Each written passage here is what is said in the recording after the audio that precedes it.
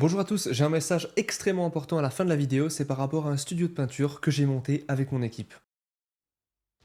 Comme pour la plupart des vieilles traditions concernant la 5ème Légion, les premiers jours et les premières campagnes de la Légion ont été négligés par beaucoup, obscurcis par le temps, le sang et la réticence de la Légion elle-même. Pourtant, dans ses débuts, on peut voir les prémices de l'avenir de cette Légion.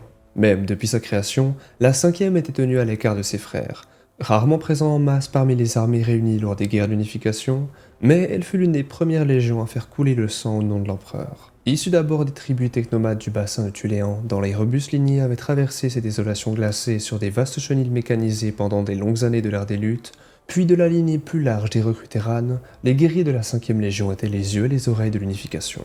Alors que certaines des premières légions, comme la 16e, étaient engagées sur les lignes de front de la conquête initiale aux côtés des guerriers tonnerres de l'empereur, la 5ème Légion s'était vue confier le devoir solitaire de rechercher les bases cachées des nombreux démagogues et seigneurs de guerre qui régnaient sur la vieille terra ravagée par la guerre. À cette époque, la Légion ne comptait que quelques centaines de guerriers, et elle opérait souvent avec des cadres de moins d'une douzaine.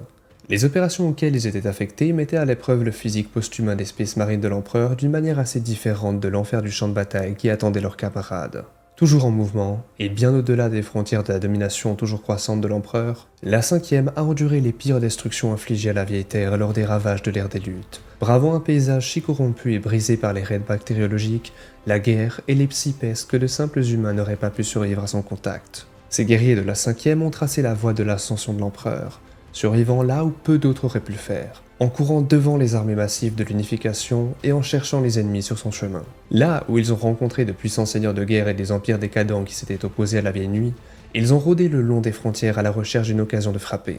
Et là où ils ont rencontré la faiblesse, ils n'ont laissé derrière eux que des cadavres.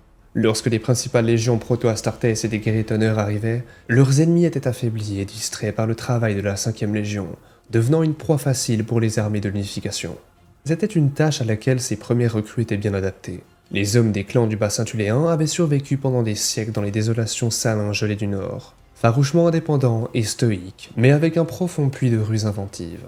Survivant à la terre de la vieille nuit en s'isolant dans les terres désertiques tuléennes dans le Grand Nord, ils comprenaient bien les cruels impératifs de la survie. Ils étaient bien plus que des tueurs accomplis, car leur héritage de mécaniciens et d'experts à la survie fut transmis aux premiers cadres de la Légion. Une fois pliés à la volonté de l'empereur, ils se sont révélés être de bons sujets pour être ses éclaireurs. Bien que beaucoup aient remarqué leur nature préméditée, leur commandant étant enclin à ignorer tous les ordres sauf ceux de l'empereur ou d'un autre commandant qui avait gagné leur respect. C'est probablement un autre exemple du grand plan de l'empereur en action.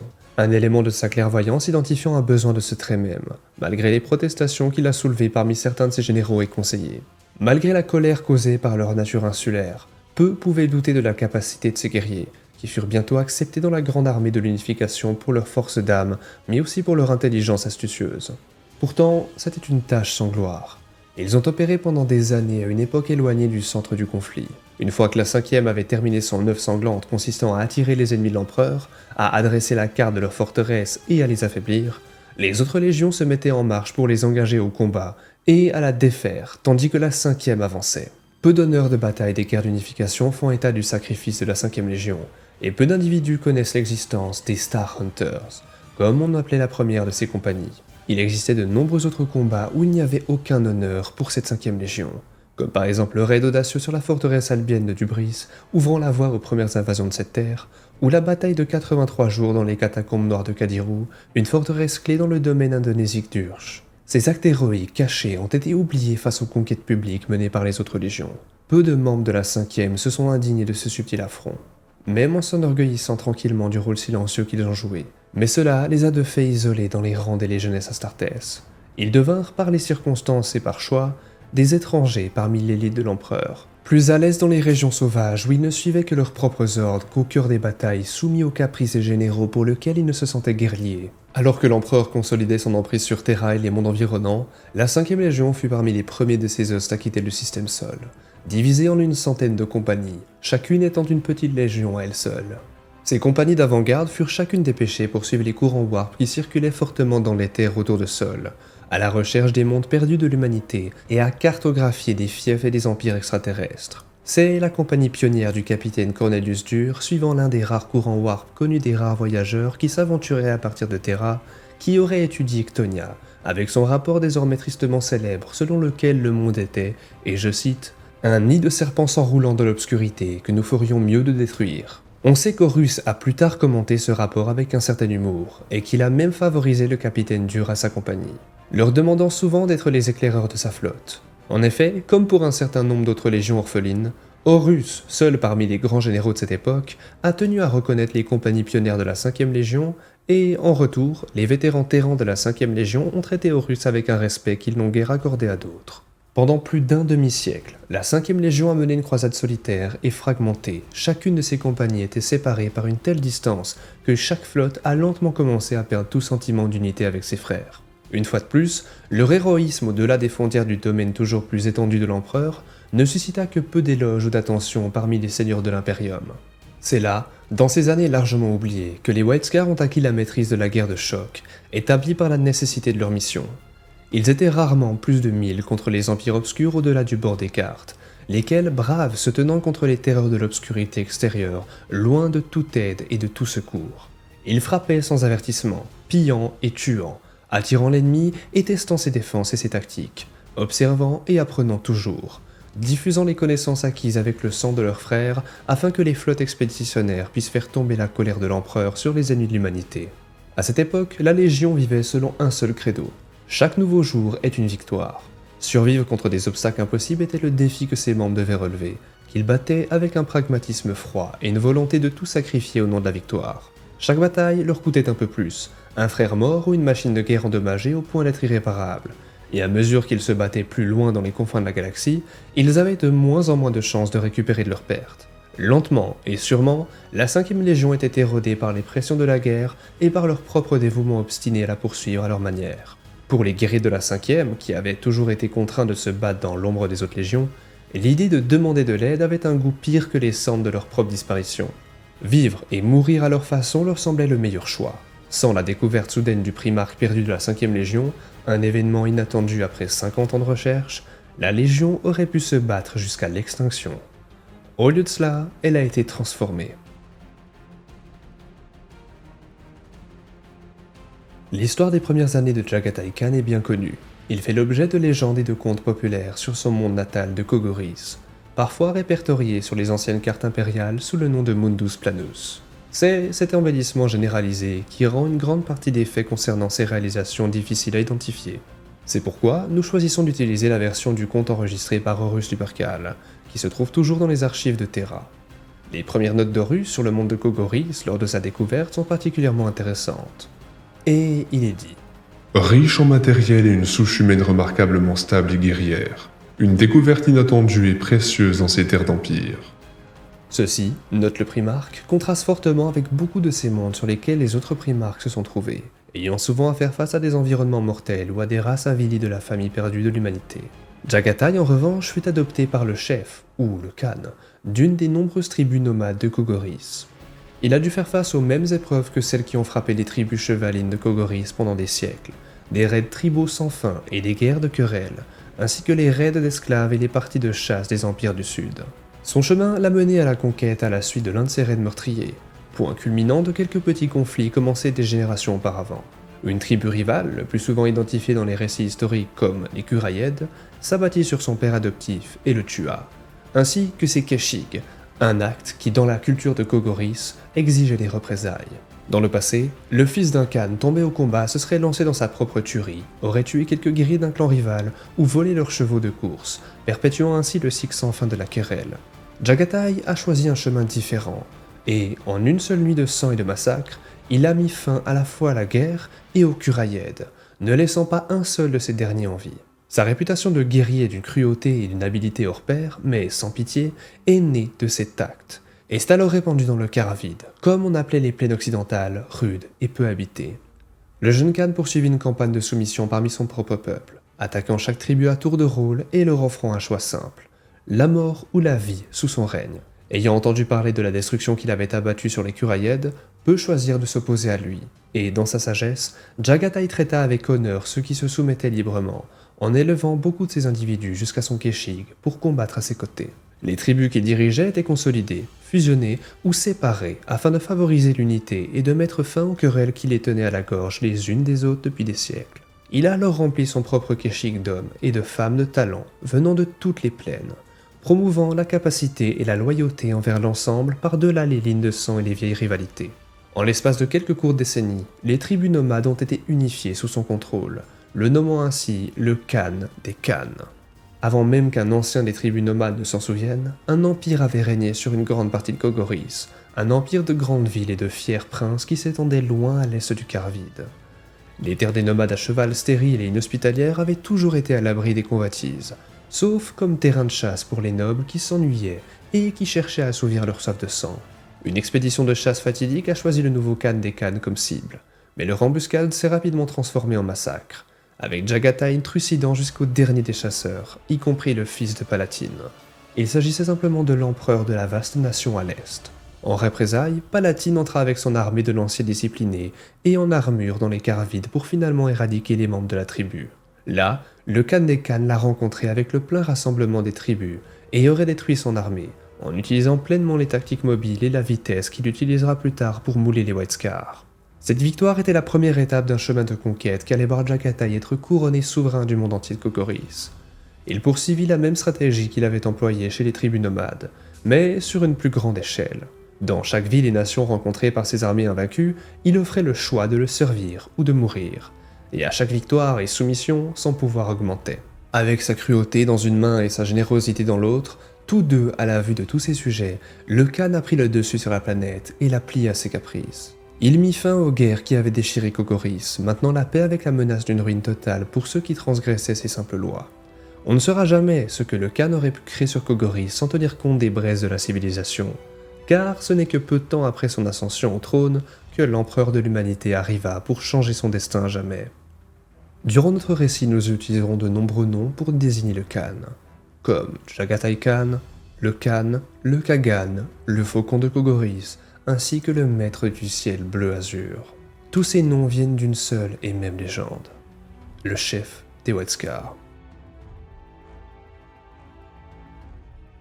Ironiquement, malgré le rôle d'éclaireur et d'avant-garde, ce n'est pas une compagnie pionnière de la 5e qui allait découvrir Kogoris, mais plutôt une flotte de la 16e Légion commandée par Horus et l'Empereur. Sur ce monde longtemps isolé, Jaghatai avait prospéré, liant les tribus fracturées de l'arrière-pays pour conquérir des empires et soumettre le monde entier à sa volonté.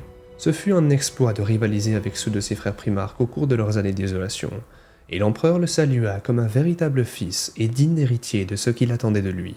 Le grand Khan, lui-même bâtisseur d'empire, s'est vu confier un destin qu'il a vu se résigner au rôle de serviteur et non de maître, lié aux ambitions de l'empereur. Une telle humiliation n'était pas facile pour un conquérant comme lui, alors qu'il avait tué des rois et des tyrans dans toute l'étendue de Kogoris, mais le grand Khan s'agenouilla quand même devant cet empereur.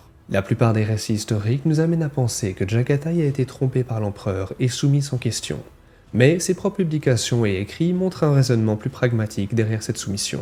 Jaghatai, qui a longtemps lutté contre la désunion de son peuple d'adoption, voyait clairement les avantages de l'impérium et de la doctrine séculaire de l'empereur qu'était la vérité impériale. Et dans les rangs des Luna Wolf, il voyait le coup terrible de l'opposition. C'était le même choix que celui qu'il avait lui-même offert aux tribus et aux villes de Kogoris.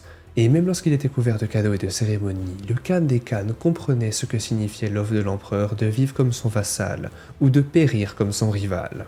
Le Kagan négocia donc sa loyauté et celle de ceux qu'il dirigeait, obtenant de l'empereur les garanties qu'il jugeait équitables quant au traitement du peuple de Kogoris et à son rôle dans l'impérium. Il se battra une fois de plus pour l'unité et se réjouissant en secret du nouveau défi qui se présentait à lui, pouvant enfin se défaire des liens du devoir qu'il avait occupés avec les réalités mondaines de la gouvernance sur Kogoris. Bien qu'il avait déjà maîtrisé les stratégies conquérantes dans sa propre guerre contre les petits empires de Kogoris, Jaghatai Khan ne connaissait pas les armes et les machines de guerre avancées de l'Imperium. Les combats à travers la galaxie atteignant une intensité fébrile, les forces de l'Empereur ne pouvaient pas attendre que le primarque apprenne les tickets de la cour de Terran ou les subtilités de l'histoire impériale. Tout était nécessaire sur le front alors que l'Imperium en expansion commençait à rencontrer des royaumes xénos de plus en plus puissants, mais aussi des royaumes déchus de l'humanité cachés dans le vide obscur. La conquête de Kogoris était aux yeux de l'Empereur et de nombreux primarques plus qu'une preuve de son habilité à faire la guerre. En effet, de tous ses nouveaux frères, seuls Roboute Guilliman et Rogaldorn s'opposèrent à la trop brève période d'intronisation de Jaghatai. Tous deux estimaient qu'en laissant le nouveau primarque sans une véritable compréhension des fondements et de la culture de l'Imperium, il serait mal préparé à s'intégrer correctement dans ses factions et sa politique. Malgré ces objections, dont la clairvoyance allait s'avérer malheureuse, la pleine autorité du maître de la 5e Légion fut investie à Jagatai, connu parmi ses frères comme le Khan, et parmi les siens comme le Kagan, le Khan des Khans. Un tel titre, maître de la 5e Légion, n'avait guère de sens à cette époque de l'histoire, car la 5e était dispersée aux confins de la galaxie, absorbée dans un millier de guerres distinctes. Il était maître d'une légion de vagabonds, une situation qui aurait pu être moins bien convenue à d'autres de ses frères, mais qui était un défi bien adapté au talent et à l'histoire du Grand Khan. Tout comme il l'avait fait dans les vastes plaines de Kogoris, le Grand Khan a cherché à reconstruire une armée conquérante à partir de bandes nomades insulaires, et il a recommencé de la même manière. Recrutant parmi ses camarades kogoriens ceux qui étaient en âge de subir la pénible chirurgie de transformation et de renaître en tant que Space Marine, le Grand Khan forma un nouveau noyau de guerriers pour sa légion. Dans le même temps, il envoya une grande convocation, appelant toutes les bandes disparates de la Légion, les compagnies pionnières dispersées qui faisaient la guerre à travers la galaxie, à lui prêter main forte. Proclamé par un signal astropathique et un navire messager, l'appel de Jagatai mettait de nombreuses années à atteindre le plus lointain de ses guerriers. Après sa découverte en 865.M30, le Kagan attendit pendant près de 10 ans que la majorité des compagnies pionnières se rassemblent à Kogoris. Les plus isolés ou les plus engagés étant toujours hors de contact, et ça, même jusqu'au 31e millénaire. La force qui s'est finalement rassemblée dans le ciel de Kogoris au cours des premières années de commandement de Jagatai n'était pas une légion unifiée. Chaque compagnie se tenait à l'écart, regardant ceux qui auraient dû être ses frères avec suspicion et un certain mépris. Il s'agissait là d'un rassemblement de personnes venues d'ailleurs, dans un pays étranger. Quand le Khan les a tous réunis sur les larges plaines du Carvide, il vit un millier d'héraldiques différents, sur les guerriers d'une centaine de mondes, tous venant d'ailleurs, liés seulement par les fils tenus de leur héritage génétique commun. Le Khan des Khans fusionna ses liens génétiques avec la culture de Kogoris, en faisant de celle-ci le ciment pour unifier sa légion. Grâce aux rituels et les traditions des tribus des collines de Kogoris, ils sont devenus les White Scars ce jour-là.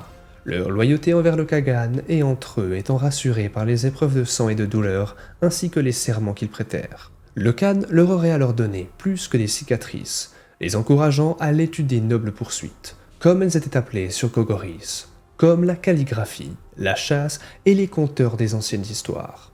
Il fit des voix de Kogoris la vérité de sa légion, un étrange mélange de praticité et de superstition qui était mal à l'aise avec les principes stricts de la vérité impériale qui niait toute forme de religion.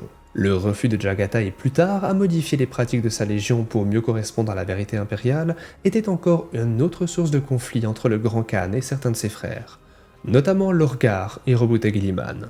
Ce n'était que la première partie de la stratégie, car la tradition seule ne suffisait pas. À la suite des jeux et des cérémonies menées sur Kogoris, il aurait dirigé les rangs combinés des White Scars, nouvellement baptisés, en une magnifique campagne. Et il s'agissait là des premières batailles qu'ils menèrent en tant qu'os unifiés depuis leur départ de Terra. Le Kagan a choisi le monde sans loi du cercle Kolarn pour sa campagne d'initiation. Cette région de l'espace avait été explorée plusieurs décennies auparavant par la 103e compagnie pionnière, les Chasseurs d'âmes, et s'est avérée grouillée d'avant-postes sauvages de souches renégates de l'humanité et d'hostes xéno errants. Sur chacune des douzaines des mondes sauvages et infernaux qui composaient le cercle, une longue et vicieuse lutte attendait les White Scars, avec peu de gains évidents en termes de ressources ou de valeurs stratégiques. Cependant, le Khan avait choisi ce champ de bataille et sa stratégie avec soin. Il a opposé sa légion à des ennemis qu'aucune compagnie ne pouvait vaincre à elle seule. Ce n'est qu'en travaillant comme une seule légion qu'il l'emporterait. Il dispersa le Keshig qu'il avait élevé à Kogoris, le fameux noyau de ses White Scars, dans les différentes compagnies des guerriers dont le nom ne ferait que croître au fil des ans. Xinka, Yezugei, Asik et bien d'autres encore. Il envoyait ses guerriers en qui il avait confiance, une confiance totale, afin de diffuser son enseignement et donner l'exemple, dans le but d'être ses champions au sein de la 5e Légion qui faisait la guerre en son nom. Sur les 80 000 guerriers qu'ils ont menés au combat, 1 sur 10 périra au cours de ces 5 prochaines années de lutte pour purifier le cercle. Un baptême de feu et de sang qui aurait scellé les liens entre les survivants bien plus fort que n'importe quel simple serment. Les hordes d'orques, de Sengarmar et de Vergeist ont été mises en pièces dans une série de campagnes de harcèlement qui portaient la marque des tactiques des tribus de la plaine de Kogoris. Gravement surpassés en nombre par leurs ennemis, ces tactiques intimement familières aux initiés kogoriens du cercle intérieur de Jagatai étaient les mieux adaptées pour tirer le meilleur parti de la férocité indigène des White Scars et de leurs compétences aiguisées par la guerre. Les compagnies affectées aux systèmes les plus profonds du cercle ont combattu seules et sans soutien pendant près de 3 ans avant que le reste de la Légion ne sécurise les régions extérieures. C'est là que les compétences de survie des compagnies pionnières ont été mises à l'épreuve, alliées à la sauvagerie et au talent de recrues de Kogoris. Là où d'autres légions auraient pu faiblir ou se replier pour se regrouper, perdant l'élan de la victoire, ces robustes guerriers prospérèrent, se réjouissant de la présence de leur nouveau seigneur. Dans chaque bataille où il a combattu, Jaghatai a mené l'assaut. Au début, la Légion l'a simplement suivi dans le Maelstrom, mais lorsque les récits de la vaillance sauvage et de l'habileté consommée du Primarque se sont répandus parmi les guerriers de la 5e Légion, ils ont rapidement commencé à se concurrencer pour combattre à ses côtés. C'est son exemple qui leur a servi de bannière tout au long du conflit, et c'est aux Khan et aux autres qu'ils furent liés. Non pas aux rêves lointains de l'Imperium ou de l'un de ces mondes, mais seulement aux Khan des Khan et à la joie sauvage qu'ils ressentaient dans les guerres et dans la vie. En ces temps de turbulence, de telles choses étaient considérées comme insignifiantes, car personne n'acceptait l'idée qu'un primarque ayant prêté serment à l'empereur puisse jamais renoncer à ses vœux, et en tant que tel, la loyauté absolue au Khan était considérée comme la loyauté absolue envers l'Imperium. Avec la bataille finale pour le cercle Kolarn, qui s'est déroulée et qui fut gagnée sur les champs de sang désolés de Kolarn même, les nombreux mondes habités sont tombés entre les mains du Grand Khan, et ces mondes auraient servi à lier sa légion dans le sang et la guerre, et ils allaient maintenant servir à la reconstruire. Des larges plaines de Kogoris, des rudes désolations de Kolarn et de nombreux camps de recrutement de la vieille terre, le Khan a reconstitué les rangs de sa légion, et les White Scars ont émergé de la campagne du cercle Kolarn comme une légion renaissante. Ils n'étaient plus les ombres qui hantaient les franges de la Grande Croisade. Le Grand Khan les avait ressuscités. Il avait l'intention de se tenir au premier rang de la Grande Croisade de l'Empereur, au coude à coude avec les autres légions.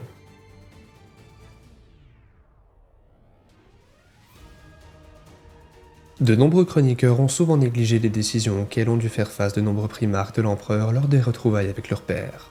La plupart s'étaient élevés au rang de souverains, de rois et même de dieux, car ils étaient le sommet de cette science perdue du Moyen-Âge technologique, des créatures transcendantes qui dépassaient de loin les capacités des simples humains. Pourtant, avec l'arrivée de l'Empereur, ils se sont soudainement trouvés soumis à la volonté d'un être encore plus grand qu'eux, privés de ce que beaucoup auraient pu supposer être leur droit divin de diriger des créatures inférieures, ou même de guider leurs dévoués serviteurs.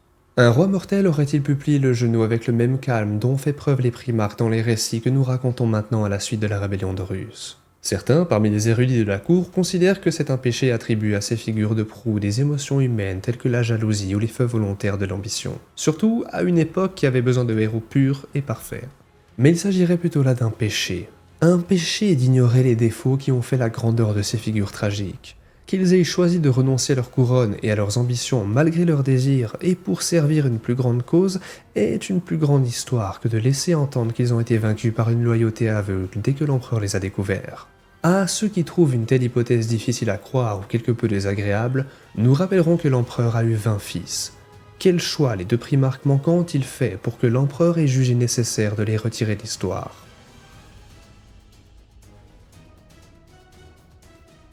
Le rassemblement sur Kogoris a vu la première apparition d'un rituel qui allait donner à la 5e Légion son nouveau titre, les White Scars, et sceller son lien en tant qu'os unifié.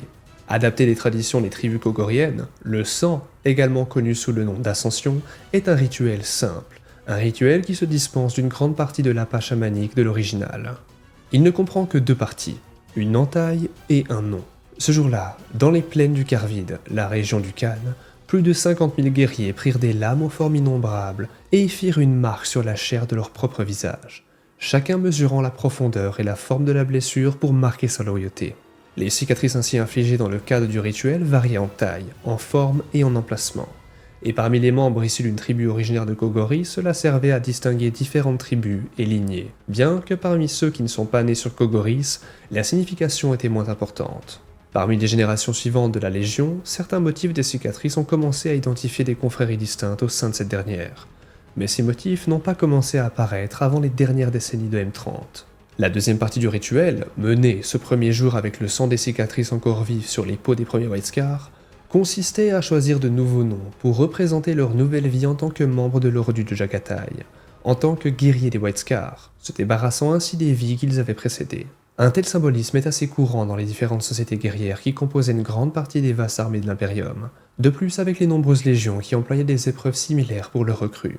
De telles cérémonies ont été utilisées pendant des siècles comme des outils pour renforcer la solidarité et la loyauté des sociétés guerrières les plus brutales, celles chargées des tâches les plus onéreuses et des sacrifices les plus durs. Sur Kogoris, de tels rituels ont maintenu les tribus unies pendant des siècles de règne meurtrier et de chasse aux esclaves. Et Jaghatai connaissait bien son pouvoir d'endurcir l'âme et de lier les guerriers entre eux. Les noms eux-mêmes étaient symboliques, et aucun modèle strict n'a jamais été imposé aux White Scars renouvellement marqué.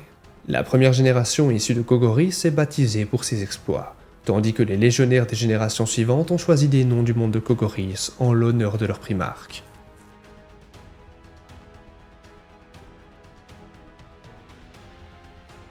Mes couleurs sont celles de ma légion, mon sceau est celui de mon seigneur.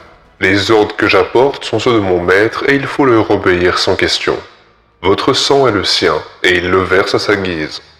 La 5e Légion est revenue à la Grande Croisade non pas comme les compagnies pionnières d'autrefois, mais comme les White Scars, unis en une véritable légion. Ce fut le sommet de la gloire de la Grande Croisade, le dernier siècle du 30e millénaire. L'Imperium naissant avait repoussé ses frontières jusqu'aux confins de la galaxie et mis à bas les horreurs qui se cachaient aux mages de ses anciennes cartes stellaires. Puis, il fut aux prises avec ceux qui voulaient contester sa suprématie. De nombreux hostes et empires terribles cherchaient à revendiquer ce qui était le domaine légitime de l'humanité ainsi que de l'empereur, et ils incombaient aux Legiones Astartes de les briser complètement. Les White Scars devaient compter parmi les héros de cette époque, se répandant à travers les étoiles pour apporter la guerre et la mort au nom de leur nouveau maître. Bien que n'étant pas aussi nombreux que certaines autres légions, ils étaient inégalés dans leur ferveur impétueuse avec lesquelles ils menaient la guerre. Ce fut une époque grisante, pleine de feu et de conquêtes, d'une course effrénée et d'une guerre incessante contre des ennemis trop nombreux pour être comptés. Là où d'autres légions cherchaient à mener une guerre avec une discipline sévère et une planification minutieuse, conquérant avec une puissance implacable et sécurisant les domaines dont elles s'étaient emparées, les White Scars sont descendus sur l'ennemi comme une tempête dans un ciel clair. Là où l'ennemi était faible ou exposé, ils enveloppaient et submergeaient ses positions sans pitié, utilisant la vitesse et la fureur pour écraser toute défense. Là où il était fort ou bien placé, il harcelait l'adversaire là où il était faible, le laissant vulnérable aux légions qui suivaient la piste de la destruction que les White Scars avaient tracée. De nombreux récits de leur exploit parlaient aussi bien de leur féroce habileté au combat que de la perspicacité stratégique de leurs commandants, différente de celle des autres légions, plus sauvages et plus directes, mais non moins efficaces. Certains les considéraient comme de simples rédempteurs barbares, semblables aux bouchers sauvages de la Légion Rouge d'Angron ou aux bourreaux de Russ, mais les archives de leur campagne suggèrent le contraire. Les White Scars étaient des éclaireurs au sens tactique et stratégique du terme. Parmi les guerriers les plus vifs et les plus compétents des Legiones Astartes créées par l'empereur, ils n'avaient pas de plan exhaustif, ni des préparations interminables, ce qui les mettait souvent en désaccord avec des guerriers plus délibérés comme les fils de Dorn ou de Guilliman. Pourtant, ils accordaient une grande importance à l'apprentissage et au savoir, et nombre d'entre eux étaient des artisans, des philosophes et des artistes. Ils acquéraient de la sagesse comme les autres légions acquéraient des armes, qu'ils devaient tenir prêtes jusqu'à ce que le moment soit venu de les déchaîner contre l'ennemi. Ils étaient le vent, partout et nulle part, sans importance et pourtant puissants. Et ils se sont attelés à la tâche qui leur était confiée avec passion, tirant leur joie du frisson de la bataille et de la chasse à travers les étoiles. Comme Sanguinius l'a dit un jour de la 5e Légion renaissante, « Il sourit souvent et il rit quand il tue. » Contrairement aux fils brutaux d'Angron ou aux loups sauvages de Fenris, les White Scars ne manquaient pas de discipline, et même s'ils portaient le manteau du sauvage, ils n'étaient pas les mêmes tueurs grossiers que ceux plus tristement célèbres de leur fraternité. Leur nature était indomptée, mais toujours liée par leur chaîne du devoir et de l'honneur tel que défini par le code kogorien. Ils étaient impitoyables et parfois cruels à l'attaque, et souvent considérés comme insolents ou bruyants, mais ces rumeurs étaient fondées sur des malentendus. Lorsque les White Scars n'accordaient aucune pitié à leurs ennemis, ils ne le faisaient pas pour la joie d'un simple massacre, mais en l'honneur de la vaillance dont avait fait preuve cet ennemi qui était digne de ce nom. Lorsqu'ils ne respectaient pas les politiques et les plans des autres, c'était parce que leur propre méthode les servait au mieux, et ils ne portaient que rarement des accusations, laissant les résultats qu'ils obtenaient parler de la justesse de leurs actions. Ils préféraient la courtoisie et l'honnêteté franche au protocole et à l'adhésion rigide et à des règles mal adaptées au champ de bataille, mais ne manquaient pas de punir ceux qui transgressaient les limites qu'ils étaient fixées. Pourtant, malgré ces qualités, ils étaient souvent considérés comme les derniers de leur fraternité, des affiliés et non des seigneurs, ceux qui blessaient ces guerriers aussi compétents et dévoués. Pendant une grande partie de la Grande Croisade, ils sont restés à l'écart de la plupart de leurs frères, car peu de primarques ont cherché la compagnie de Jagatai Khan et de ses fils, et ce dernier n'a pas fait grand-chose pour les encourager. Certains trouvaient que les stratégies par lesquelles sa légion combattait étaient imparfaites, en particulier les fils de Dorn et Guilliman comme nous l'avons dit, tandis que d'autres méprisaient la tradition kogorienne qui liait la légion. Le Khan des Khans n'a pas fait grand-chose pour dissiper sa réputation de barbare grossier et de tueur sans pitié, en gardant ses propres conseils la compagnie de ceux qui se souciaient de voir au-delà du voile de la rumeur qui cachait le vrai caractère de sa légion. De tous ses frères, le Khagan n'a fait cause commune qu'avec une poignée d'entre eux. Parmi eux, le plus proche était Magnus de Prospero, car il était aussi paria dans la petite fratrie de leur père et un homme d'intégrité et d'honnêteté brusque. Quelques documents sur les deux hommes font souvent état de cette amitié entre les deux primarques par ailleurs isolés. Horus, qui appréciait le talent au-delà de ses apparences, témoignait également d'une certaine faveur au Kagan, tout comme Sanguinus, qui était déjà un homme d'État, et un diplomate parmi tous ses frères souvent querelleurs. Parmi les autres, il n'y avait que peu de traces, peut-être parce qu'il y a peu d'occasions où les primarques se sont réunis en nombre, et encore moins où le Khan était présent. Jagatai était toujours en mouvement, toujours là où on l'attendait le moins, et toujours à cet endroit critique qui allait décider du sort des batailles des empires. Pourtant, alors que la Grande Croisade entrait dans sa phase finale dans les premières années de M31, les White Scars se trouvaient de moins en moins sollicités. La Grande Croisade de l'Empereur avait éclipsé ses principes rivaux et avait cartographié la plupart des fractures et des changements de la galaxie. Là où au début de la Longue Guerre les cartes étaient vierges et les ennemis inconnus et terrifiants, elles étaient maintenant pleines et les ennemis de l'humanité largement connus et effrayés.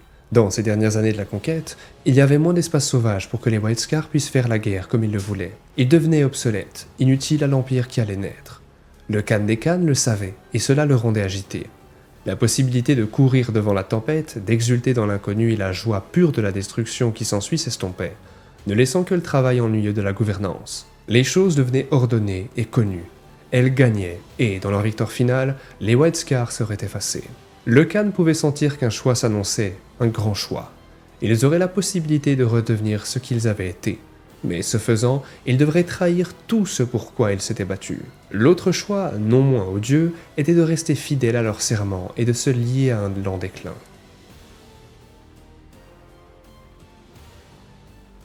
La dernière opération des White Scars durant la Grande Croisade fut la campagne de Kondax. Après son élévation au rang de maître de guerre, Horus chargea Jagatai de nettoyer Kondax des vestiges de l'Empire orcoïde du Lacurgue. Les archives du chapitre concernant cette période sont étrangement incomplètes. Certains prétendent que le maître de guerre avait dépêché l'Alpha Légion dans la zone avant les White Scars, pour gêner leurs opérations afin que les fils du Khan ne voient pas tous les événements qui déchiraient la galaxie. On murmure qu'Horus souhaitait tenir le Grand Khan à l'écart de la guerre civile pour le rallier à sa cause, mais nul ne prend cette hypothèse au sérieux.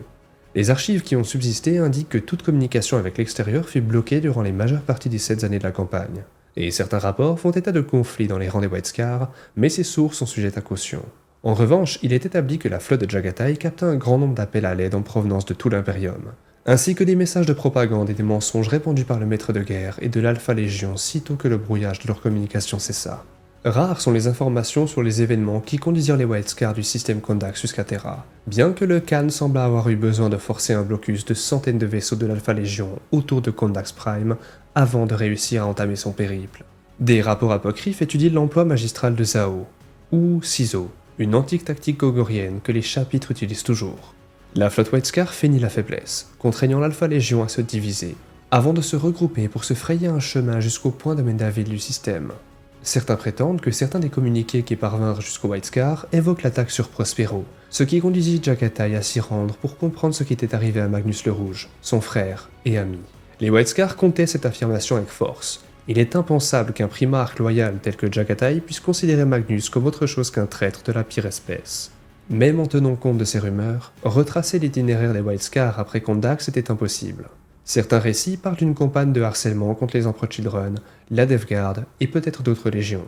Des murmures annoncent même que Jagatai employa des moyens anciens et interdits pour atteindre Terra, mais évoquer ces hypothèses à voix haute est passible de peine de mort. Lorsqu'ils eurent enfin atteint Terra, les White Scars ajoutèrent une dimension tactique bienvenue au dispositif défensif de Rogue Aldorn pour Terra. Leur méthode de combat complétait à merveille l'aptitude notoire des Imperial Fils à tenir le terrain. De plus, la relation privilégiée que partageaient le Faucon et Sanguinus garantissait une coopération étroite entre les White Scars et les Blood Angels. Les confréries harcelaient les forces ennemies sans relâche et menaçaient constamment leurs flancs. Ainsi, les White Scars jeûnèrent constamment les plans d'Horus. Animés par une détermination farouche, ils combattirent au milieu des incendies de bombardement, des monceaux, des cadavres, refusant de céder le moindre pouce de terrain jusqu'à la victoire finale. Après la victoire sur Terra et la fin de l'hérésie d'Horus, Jagatai combattit aux côtés de ses fidèles compagnons durant 70 années avant de disparaître lors de la bataille de Coruscant V.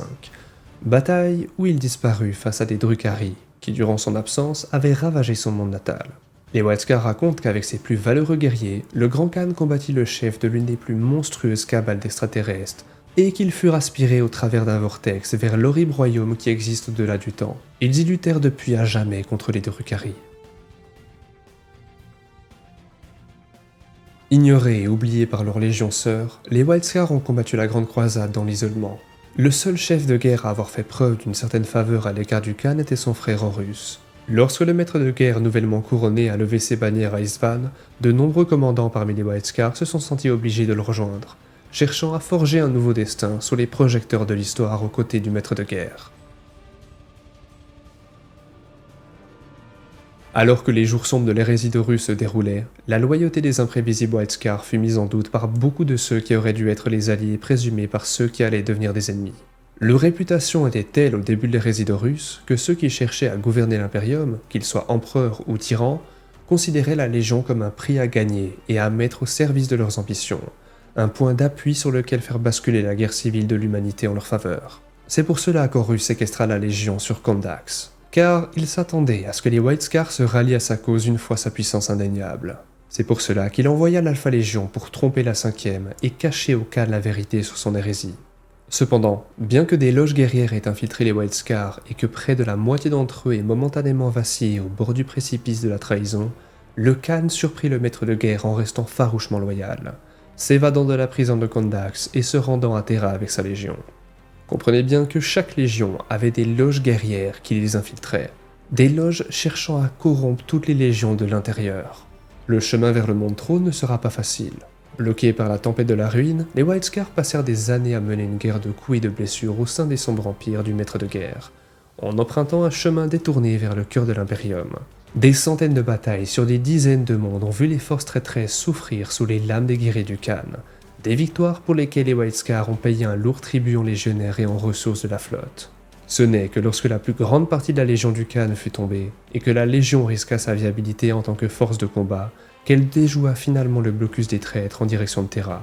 Là, les White Scars participèrent à la défense du Segmentum Solar en se joignant aux forces du Prétorien, notamment lors des batailles sur Paramar et Lorin Alpha. Lorsque la flotte des traîtres obscurcit le ciel de Terra, les White Scars se joignirent aux légions loyalistes pour défendre l'Imperium.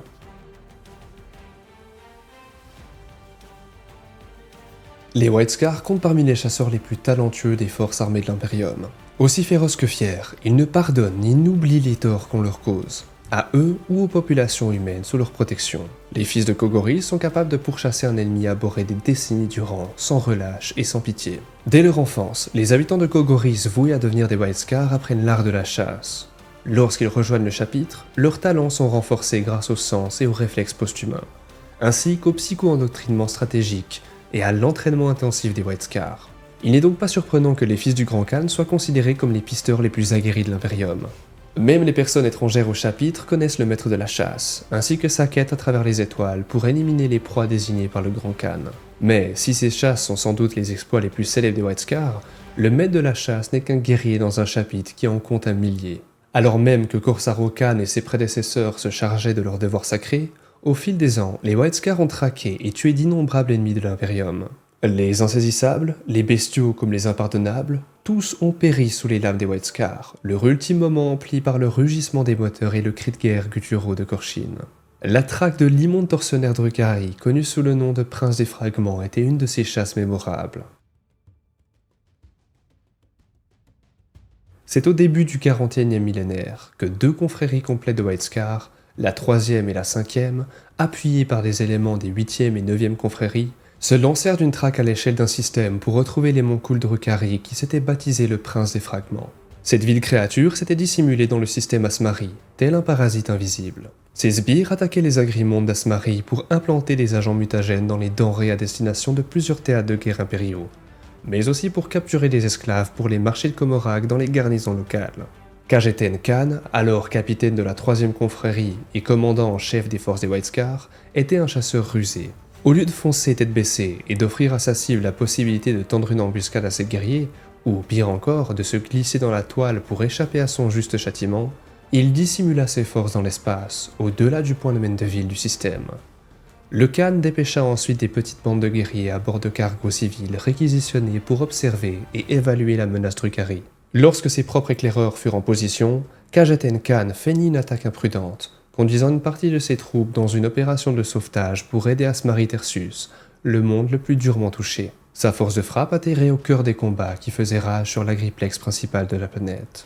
Plusieurs bandes de pillards Drukhari avaient en effet franchi les fortifications impériales et s'amusaient à tourmenter les régiments survivants lorsque les White Scars frappèrent comme l'éclair. Enragé par les horreurs infligées à la population de la planète, Khajaten Khan mit en déroute les Drukhari, qui gagnèrent les marais volcaniques au-delà des frontières de l'Agriplex. La riposte Xeno ne se fit pas attendre, et elle était telle que l'avait espéré le Khan. Mu par l'indignation autant que par l'arrogance, le prince des fragments achemina à la surface d'Asmari Tersus une armée imposante grâce à des portails sur la toile dissimulée. Ses troupes fondirent-elles une tempête ténébreuse sur Khajaten Khan et ses valeureux guerriers. Et les cieux s'emplirent de raiders à la coque effilée et d'appareils de combat ultra rapides, afin que les Drukhari capturent l'officier des White Scars. Au même moment, estimant sans doute que l'intervention impériale se limitait à Asmaritulus, des contingents moins importants des créatures de la coterie jaillirent de la toile tels des araignées bouffies pour attaquer les centres de la population d'Asmari Secundus, Carthus et Sextus. Sitôt qu'il se fut dévoilé, les White Scars frappèrent l'ennemi. Appelés par la clameur psychique de plusieurs devins d'orage, les Psykers des White Scars, la flotte de ces derniers pénétra dans le système à pleine vitesse. Des escadrilles entières d'escorteurs et de vagues continues de modules d'atterrissage s'abattirent sur chaque monde, guidés par les balises runiques placées sur les armures de leurs camarades. Certaines forces de frappe arrivèrent trop tard, car les valeureux éclaireurs avaient déjà donné leur vie pour occuper les Drukhari. Ailleurs, y compris sur Asmari Tersus, les renforts en armure d'albâtre arrivèrent juste à temps. Ils subirent de lourdes pertes lorsque les proies ripostèrent au moyen d'armes ésotériques. Mais ils finirent par couper les pillards Drukhari de leur portail sur la toile, et ils les écrasèrent, comme s'ils étaient pris dans une gigantesque poêle de céramite. Les portails ne pouvaient quant à eux ni être détruits, ni scellés par quelques artifices que ce soit. Aussi, une garnison de guerriers kogoriens fut affectée au système d'Asmari, et chargée d'effectuer des patrouilles sur chaque monde afin d'empêcher les Drukhari de tenter de se venger. La seule faille dans le plan de Khajaten Khan fut son incapacité à localiser et éliminer le prince des fragments. Les Mongols ne quitta jamais la dimension labyrinthique, et conscient des circonstances de la disparition de son primarque, le Khan refusa d'accorder à ses guerriers la permission de pénétrer dans les portails pour retrouver la tanière de leur proie. Cette décision préserva sans doute la vie de nombreux White Scars, mais elle finit par coûter cher à Khajaten, car moins d'un an plus tard, on retrouva le cadavre du Khan dans sa chambre de méditation à Kansu. Le visage figé dans une expression d'horreur absolue, la gorge tranchée d'une oreille à l'autre et une cascade de sang glacé souillant sa poitrine. Aucun assaillant ne fut détecté, mais tous les miroirs et les fenêtres sur les 3 niveaux qui entouraient les appartements de Khajaten se fracassèrent à l'instant de son trépas. Le message était clair, et une nouvelle chasse a depuis été lancée pour enfin châtier l'odieux prince des fragments. Les White Scars ne connaîtront pas le repos tant que leur Khan assassiné n'aura pas été vengé. Les White Scars sont fiers, mais pas arrogants. Les fils du Faucon pensent que la galaxie a toujours une nouvelle leçon à enseigner, et ils ont au fil des millénaires adapté et raffiné leurs techniques de chasse pour contrer les menaces qui se dressaient contre l'humanité. Jamais ils ne connurent de proie plus dangereuse et imprévisible que les Flautruches tyrannides. Pour les combattre, les White Scars durent apprendre à s'adapter plus rapidement que jamais, et souvent au prix du sang. Sur le monde de Hadek, une force de frappe de la 2e confrérie, sous les ordres du chapelain Subdakar, perdit la chasse lorsque les essaims de la Flautruche Hydra les submergèrent. La défaite fut aussi coûteuse qu'horrible, et cet affront ne pouvait rester impuni. Mais Kajok Khan savait que de nouvelles tactiques de chasse étaient requises pour vaincre cette nouvelle proie et empêcher d'autres bains de sang. Après avoir étudié les bibliothèques de Kansu et s'être longuement entretenu avec les devins d'orage du chapitre, Kajok Khan imagina un stratagème. Les White Scars retrouvèrent la Flautruche Hydra sur le monde volcanique instable de Horatia Nutuk, une planète que Kajok Khan considérait comme le terrain de chasse idéal. Attirés par la biomasse présente dans les niches de forage de la planète, les tyrannides étaient déjà placés à l'attaque lorsque les White Scars arrivèrent, et les corps chitineux se massèrent au pied des murs de la cité tels des remparts vivants. Kajok Khan dépêcha une force de frappe équipée de toutes les armes à flammes disponibles. Cela allait des armes portatives jusqu'au canon incendium. La 2e confrérie se déploya sur les arrières des tyrannides à la ruche Lagvor, puis déchaîna une tempête de feu qui décima les essaims et incinéra la chair Xeno plus vite qu'elle ne pouvait se régénérer. Les tyrannides tournèrent leur attention sur cette nouvelle proie, poussant des hurlements psychiques pour attirer les spores mycétiques de l'orbite. Les White Scars se replièrent et pénétrèrent dans les champs de lave instable, attirant les tyrannides à leur suite. Des frères de bataille périrent lorsque leur transport fut rattrapé par leur admaré Xeno. Les White Scars, connaissant le prix de la victoire, ils s'enfoncèrent plus profondément dans les paysages désolés des plaques de basalte fracturées de torrents de lave. Ils tiraient sans discontinuer sur les tyrannides, appuyés par leurs escorteurs qui mitraillaient sans relâche les bêtes dirigeantes. Dans leur espace d'agonie, ces monstres appelèrent d'autres biocréatures dans les champs de lave jusqu'à ce qu'enfin le poids des monstres fût trop important pour le sol fragilisé. Sur un signal de Kajok Khan, des escorteurs et des transporteurs de chars récupéraient les White Scars alors que le magma submergeait des terres. Des centaines de milliers de bioformes tyrannides furent anéantis en quelques minutes. Kajok Khan et ses guerriers s'envolèrent pour rejoindre leurs croiseurs afin de réapprovisionner et de combler leurs pertes avant de réitérer leur ruse. Ce n'était que la première victoire d'une éprouvante campagne, mais ce n'en était pas moins une première étape sur le chemin de la vengeance. Lorsque le boss de Geror, Ghazghkull Traka, déclencha sa deuxième wag contre le monde ruche pollué d'Armageddon, plus de 20 chapitres Space Marine répondirent à l'appel à l'aide. Les White Scars envoyèrent pas moins de 3 confréries sur la planète couverte de cendres pour repousser la menace Xeno. Des millions de peaux vertes déferlèrent sur la planète pour brûler et piller, mais leurs attaques n'étaient pas aléatoires. Les cultes de la vitesse assaillirent les terres mortes au sud d'Armageddon, un désert glacé qui était le site d'une infrastructure vitale pour l'Imperium. Les White Scars du Jubal Khan se déployèrent dans leur totalité dans les terres mortes. Suboden Khan, le second de Jubal, commandait une force de frappe séparée chargée de sécuriser les usines de traitement d'eau et de Prométhéum. Jubal conduisait ses troupes restantes sur le côté nord, où une reconnaissance orbitale avait détecté des orques occupés à bâtir d'immenses structures. Les peaux vertes ne pouvaient pas continuer sans entrave. Lorsque Jubal Khan arriva, les orques avaient édifié un complexe d'usines le long du littoral. Ces éclaireurs trouvèrent sur place un dédale de chantiers jonchés de débris occupés par un grand nombre d'orques.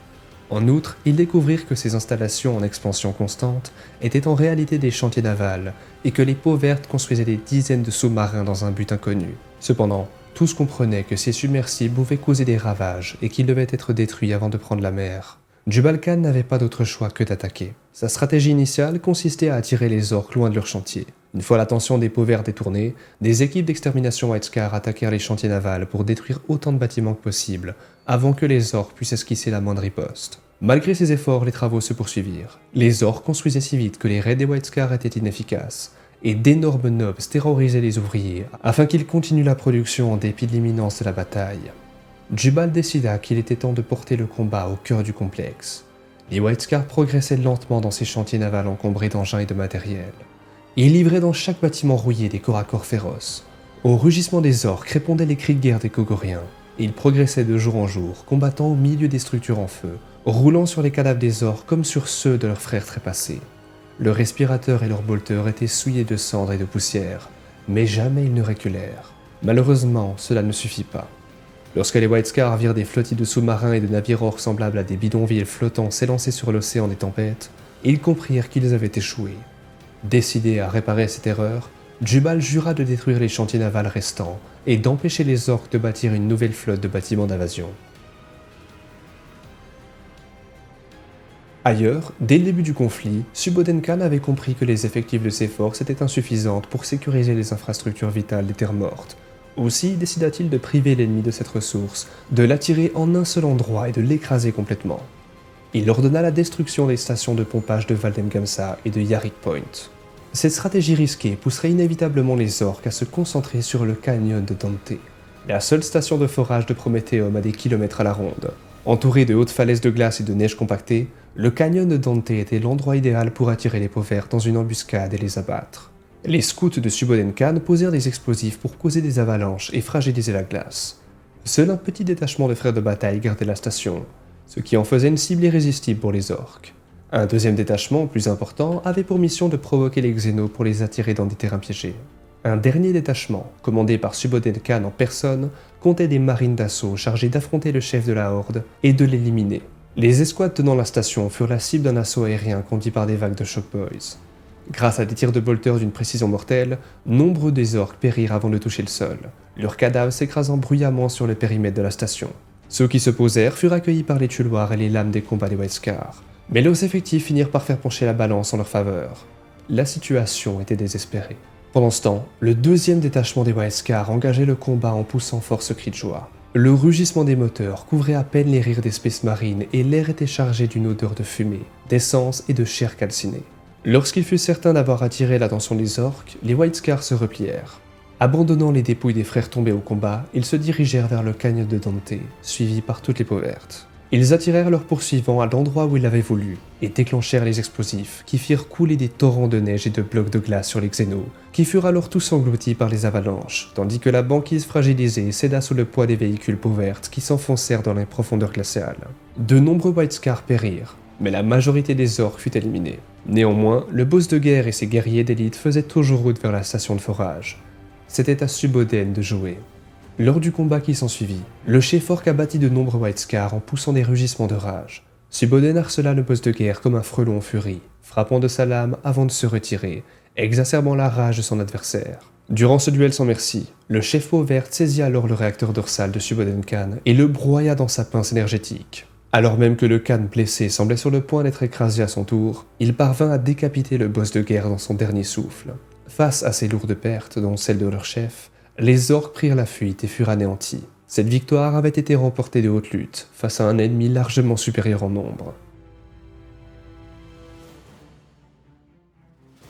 C'est à l'époque qui précéda directement l'ouverture de la Grande Faille que le secteur Yassan fut attaqué par Huron Sombrecœur, seigneur Space Marine du Chaos et roi pirate. Tandis que Jubal Khan dirigeait les combats sur Armageddon, c'est à Barutai Khan, maître de la deuxième confrérie, qu'échut la défense de Kogoris.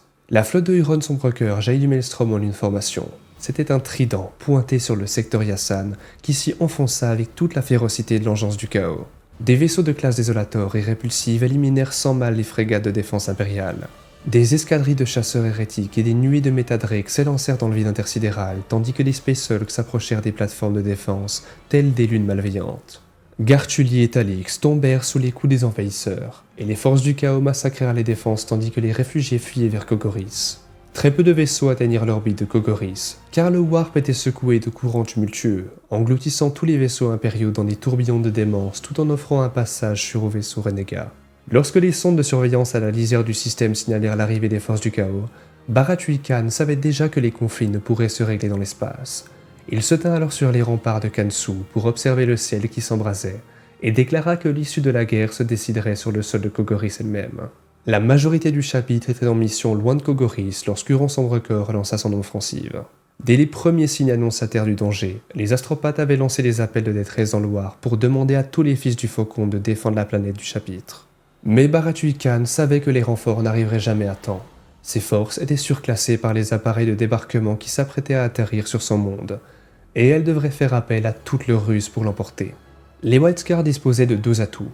Tout d'abord, ils connaissaient intimement leur monde natal, et savaient en prévoir la météo tumultueuse. Les White Scars exploitèrent les déconvenus de l'ennemi chaque fois qu'ils s'enlissaient dans les marais salants ou se perdant dans les tempêtes de poussière. Ainsi, de nombreuses bandes du chaos tombèrent dans les embuscades au cœur d'ouragan, furent assaillis par des motards White Scars alors qu'ils parcouraient des défilés périlleux, quand ils ne furent pas la proie de super prédateurs attirés par les scouts du chapitre. Ensuite, les White Scars combattaient en une force cohérente, tandis que leur adversaire s'était séparé en dizaines de groupes de pillards dont les champions cherchaient les faveurs des dieux sombres. Les envahisseurs perdirent des semaines à pourchasser les tribus du Carvide, qui ripostaient avec toutes leurs armes. Malgré ces assauts, la bataille s'annonçait désespérée. Les White Scars harcelaient l'ennemi sans relâche, mais cela ne ralentissait pas les forces du chaos pour autant. Les camps nomades étaient incendiés, les uns après les autres. Les fortifications des White Scars furent démolies, les forces de frappe subissant de lourdes pertes. Et partout où Huron Sombrecœur foulait le champ de bataille, les envahisseurs étaient invincibles. Même le retour de Jubal Khan avec les survivants de la force de frappe d'Armageddon ne permit pas de ralentir la horde hérétique. Pire encore, les cieux tourmentés se déchirèrent pour vomir un flot de folie et de terreur qui balaya la planète. Dans le firmament, la cicatrice maledictum béait, et le Maelstrom s'étendit pour consumer les bordures du secteur Yassan. Sur Kogoris, des légions de démons se joignirent aux troupes de Sombrecœur. Les tribus s'enfuirent devant ces entités terrifiantes, mais des centaines de milliers d'habitants ne furent pas moins exterminés. Voyant que les tribus où les White Scars puisaient leurs recrues risquaient d'être annihilées, Jubal Khan ordonna à ses guerriers de frapper sans répit les forces du chaos, et d'inciter le plus d'ennemis possible à les suivre. Ainsi, des mois après que le premier hérétique eut posé le pied sur Kogoris, le sort des White Scars fut décidé par un siège dans les montagnes de Kumkarta, là où se dressait la forteresse monastère du chapitre. C'est en cette heure la plus noire que Korsaro Khan et la troisième confrérie atteignirent Kogoris. Ils avaient bravé les tempêtes de démence et les ténèbres de la Noctis Alterna pour regagner leur monde natal, et ce périple leur avait coûté cher. Mais ils ne perdirent pas une seconde, et réorganisèrent toutes les forces White Scars dispersées dans le Carvide, et constituèrent une milice à partir des tribus en état de combattre. À la tête de cette gigantesque partie de chasse, Korsaro Khan donna l'assaut sur les arrières des assiégeants. Ces psychers, les devins d'orage, invoquèrent une imposante tempête kogorienne pour dissimuler leur attaque. Et avant qu'Huron Sombrecœur pût comprendre le danger, ses troupes furent assaillies à l'avant comme à l'arrière.